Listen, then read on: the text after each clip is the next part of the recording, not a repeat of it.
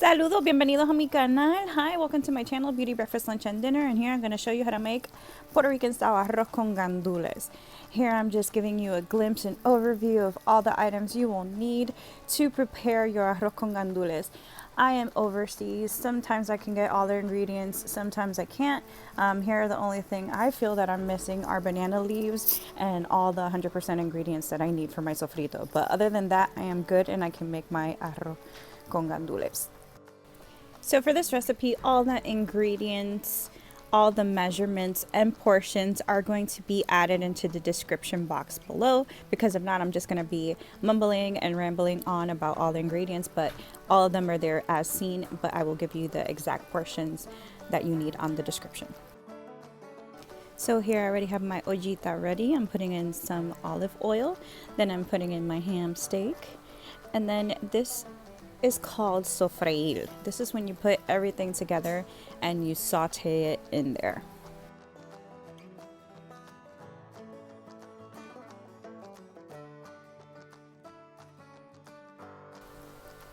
So like I said, you're putting in all your ingredients and you want to saute them in together, but you're not putting in your water just yet. Here I'm putting in my rice.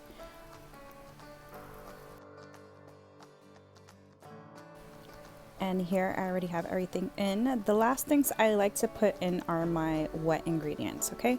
So pretty soon I'm going to be putting some of my sofrito in there and mixing it all around as well.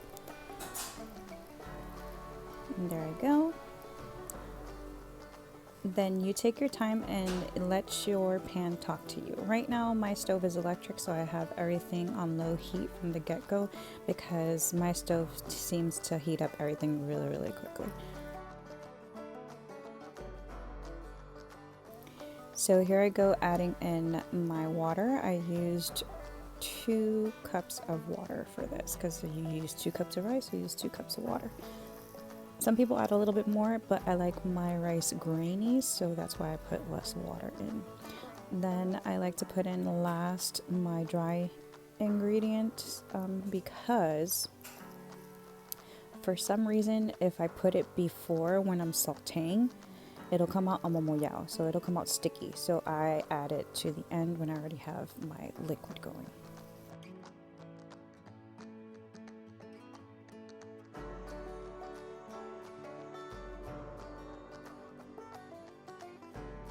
You put your lid on your rice, and like I said, my stove heats up things like super quick, so I have to literally like watch my rice.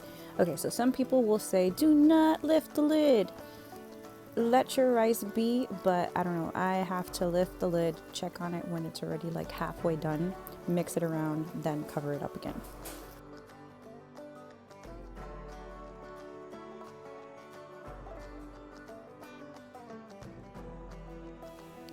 And there you have it. You have your arroz con gandules, nice and grainy, not sticky amomoyao. This is how I like to prepare my arroz con gandules, but if you have some banana leaves, you put that on the top and you cover it, and it'll give it that apastelao kind of taste to it as well.